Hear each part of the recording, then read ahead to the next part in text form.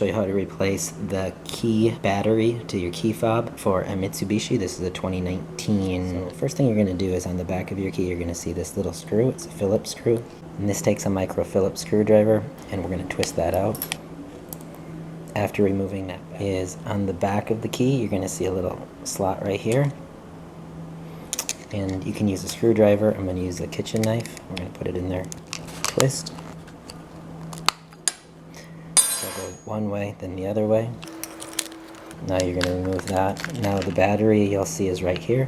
You just need to take a small, this is a small screwdriver, poke it in there, pull out. This is a CR1620 battery. Take a new battery, slide it in, put the cover back on, push tight, make sure you hear it click.